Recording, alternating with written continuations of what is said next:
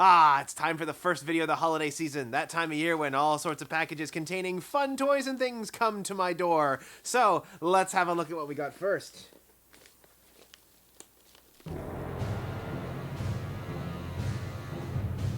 Oh, no! No! No, no, no! No! You guys remember Swirl Fighters, right? I covered the first episode of it in a little series I call What Did I Just Watch? It was awful. God awful. Quite possibly the worst thing I've ever seen, in fact, leaving so many questions behind, the biggest one being, how did this get an English dub? Now there's only one person in the whole world that can release the treasure, and that person is none other than me! That's right, Lord Bass.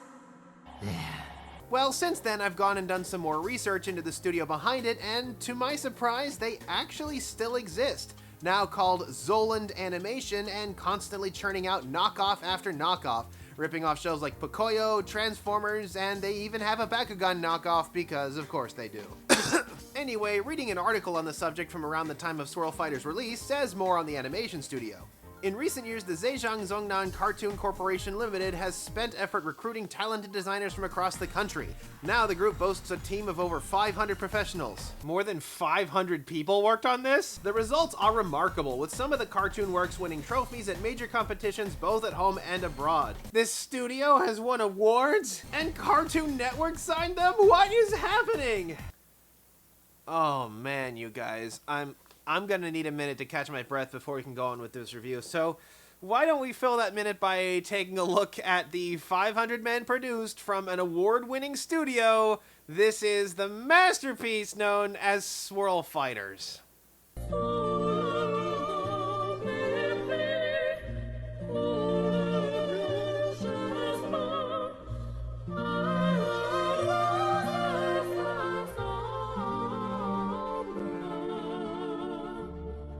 Truly magnificent, isn't it? Anyway, the Swirl Fighter we're looking at today is the top belonging to the head villain himself, Lord Big Billy Bass, from Swirl Fighter Season 3. I know. The box gives us a good look at what we're up against here. We have Lord Bass on the front along with some sort of weird guy who has a banana shoved into his mouth. This banana has healing properties. I'm not sure what happened to her today, but being nice is the least I could do. Giant wedged in her mouth. Is this thing supposed to be Lord Bass's stand or something? And my god, I look on the back and there's stand statistics right on there. Beyblade stand statistics. Apparently this one is supposed to be a stamina type? Oh, I'm sorry. I mean a lasting type. There's also something written on here that says All Might? What, did All Might try to autograph this thing, forget how to spell his name, and walk away in shame or something? And on the final thin side, we get a clearer look of Lord Bass's stand and a not-so-subtle indicator of who might be behind this whole thing. Oh, man, that explains everything. I should have known. There was only one way that a series this bad could not only win awards, but get renewed for 2 additional seasons. I hope the trade was worth your soul, Zoland Animation. I hope you're happy.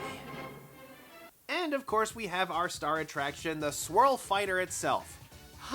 Kinda looks like one of those old Mega Bloks battle tops with the bright colors, though I guess it slightly resembles Gravity Destroyer as well. It also comes with what looks like a variable left or right spin launcher if the arrows are to be believed.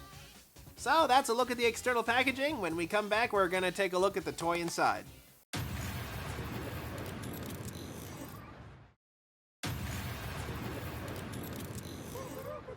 And here we are, everything out of the box for, I guess I'm just gonna call it the banana phone, the Lord Bass Swirl Fighter. So, the Swirl Fighter here, it's actually surprisingly large. It is considerably larger than your average Beyblade. I'd argue it's like at least 1.5 times larger. It also feels a lot heavier too, although I'm sure the thing that you have noticed already is this gigantic and obnoxious bulge coming out of the top here. Now what this is this is actually the mount for the launcher here. As you can see, the launcher is a left and right spin. It actually has 2 sockets into which you put this gigantic ripcord, which determines which direction the top rotates when it launches. And how it actually attaches to the top is through this device up here that has some little claws that shut when it is both gripping the top and has the ripcord inside of it. It's exactly the same as the one that they used in Infinity Nado, although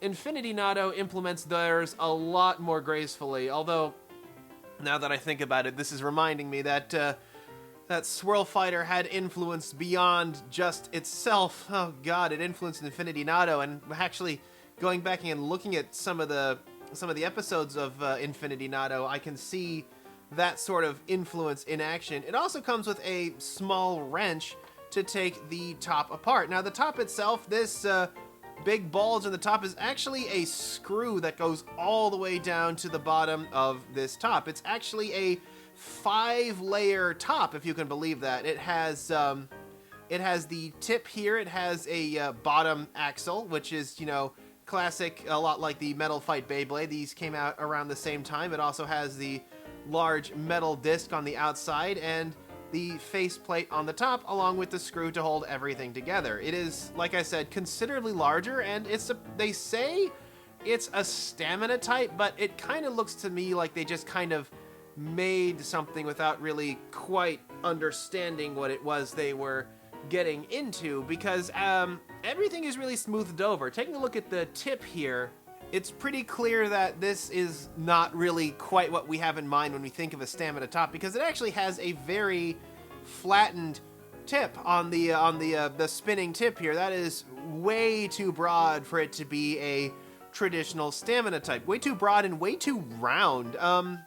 It almost looks like it would work more as it would kind of wander around and have a lot of friction on there, and that's not something you want with a stamina type. With a stamina type, you actually want to minimize friction. Otherwise, we have a metal ring that is practically perfectly round and smooth. Like I said, I don't know if they really understood what they were making here, because making a ring this smooth practically defeats the idea of having a clashing ring at all. I mean, it has some little bumps along the edge here, but that's not going to cause anything near like what you would expect from a battle ring here. And of course we have the top face here, which has what look like little flaming skulls surrounded by burning swords or something like that. Like I said, it reminds me of like when Mega Bloks tried to make their version of Beyblade. It's roughly the same size too. It's a single piece of plastic molded together, and it just looks really,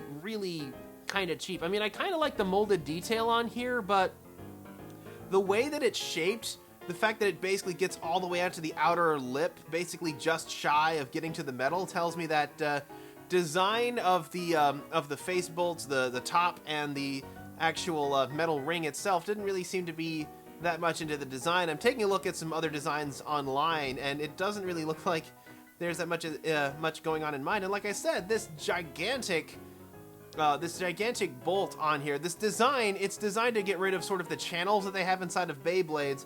I assume because it's just easier to make a big old bolt that comes down the center here. And speaking of, what say we take this thing apart using the little wrench that they included here. So it is actually a very, very large bolt inside of here, as you shall soon see once I loosen it enough. So yeah, certainly a lot larger and more robust than what you would find in a Metal Fight Beyblade. Here we have the disc here, and let's take a look underneath. And oh god, oh Jesus Christ! Woo! Ah! I don't know if you guys can actually make it out, but there is like rot on this metal ring here. There is like actual like grime on here that looks like yeah, it's like little spots of pitting of mold or something on there. That is just disgusting. This thing is only 6 years old. How could it already be covered in this much, you know, grotesque garbage? Ugh. And here we have it, the 5 stages of grief. Taking a look at this, like I said, the faceplate clearly has some effort put into it, but like I said, it's Swirl Fighters. It feels kind of wasted, especially with this heavy ring here. This heavy ring, like I said, it has no texture, barely any texture to it at all, which seems like it would work really nicely for a stamina type ring, but like I said, the tip here, which has actually, it actually has these grip spots for the wrench along with a rounded ball on the tip there, that just in general isn't gonna work very well for a stamina type. And then we have this here. I don't think there's actually any like difference in height between the Swirl fighters, but this is just covered in all sorts of things that would just cause all sorts of strikes to happen on it should anything come underneath it. So this thing is not a very impressive design. It is very heavy. This ring here is solid metal. Aside from the drill holes in it, everything in it is just solid metal. So these things are actually really heavy and actually feel a little bit dangerous to use when combined with this massive launcher here. That said, I guess this ring actually does look fairly good. This is kind of a premium thing. This thing actually cost me $10, despite the fact that it has apparently been sitting in a warehouse long enough to actually develop rot. I have spray disinfectant that I've been keeping handy here that I've been using to clean this thing. But yeah, you can see this thing here. Oh, it just yeah, it'll actually come apart on me pretty easily. It's just kind of lightly the integrity of this ring is more of a suggestion than anything. It actually, you kind of heard the snapping. I was actually able to get these pieces to move around a little bit, so I can only imagine what would happen to it if it got into actual combat. So yeah, that's it. Let's put it together and give it a quick spin. Okay, let's give this thing a try. Now, as you can see, if I actually try to attach it to the launcher here, the prongs actually won't grip it. So what I have to do is I have to insert the ripcord. Let's try the right spin direction here. And as you can see, that actually closes these prongs here. So now I just have to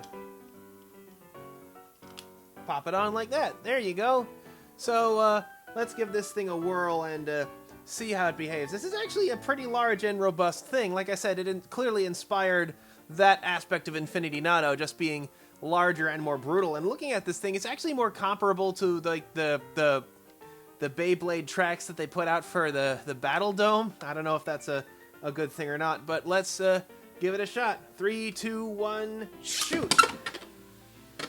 Whoa, I can like hear the air coming off of this thing.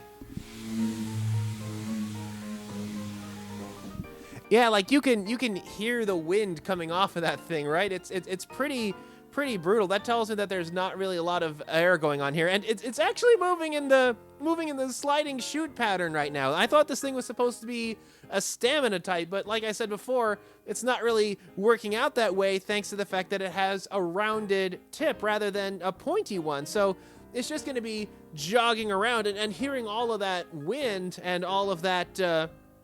All of this moving around, that tells me that this thing is really not a stamina type. I mean, it is enormous and the launcher is crazy overpowered, so it's actually going to spin for a while. But when it comes to actually designing a stamina type, this thing is clearly not worthy of having like a maxed out bar the way that they have it described on the box. It's going to spin a while, so I'm just going to let it spin down for a bit. Now that it's slowed down, you can kind of see how the whole thing is trembling all over the place. Very well balanced and designed, this thing. Well, maybe this is the stamina effect. It seems to be getting some good wobble on its last bit of RPMs.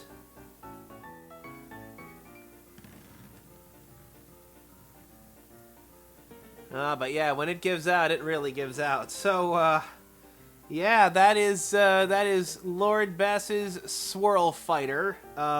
I think it might actually be called Devil. I've been calling it Banana Phone as a joke this whole time. But for something this huge, yeah, it's going to spin a while because of how large it is, because of how much of the ring is on the outside. But I would imagine that all of the Swirl Fighters are like this. I'm not really seeing them try anything interesting with the weight disc or with the tip. All of it seems to be very basic. And you could hear all of that air coming off of the bottom here. I imagine because of how this bottom track has this huge pointless ridged design, I guess, to make it a bit of a smoother sandwich here. But like I said, by this point, Beyblade was putting out stamina tops that could spin for like 10 minutes at a time, and that was just a crazy time to be alive. Yeah, like I said, this is a 2012 thing, and that's around the same time that they had like the eternal bearing ones. This is when they had like the 7-layer bays and all the fun like that. So that's a look at Lord Bass's Swirl Fighter. Like I said, it's kind of a weird design. A lot of these Beyblade knockoffs don't really tend to have a lot of depth to them. They tend to have a lot of the same design and not really any kind of thought or interesting mechanics put behind them. And this is definitely a case of that. I mean, it spins well enough, but that's just because of how large and heavy it is. It's otherwise, you know, not a very interesting idea. So until next time, this is going to be the last time I talk about anything Swirl Fighters, and this is Kohdok signing. Whoa! Ooh. I should have known this would happen. You say bad things about the devil and he tries to get back at you, but don't worry, I'll handle this. Get back, foul demon! I shall not allow you to taint this holiday season! I'm gonna handle this, guys. See you next time. Until next time, this is Kohdok signing off!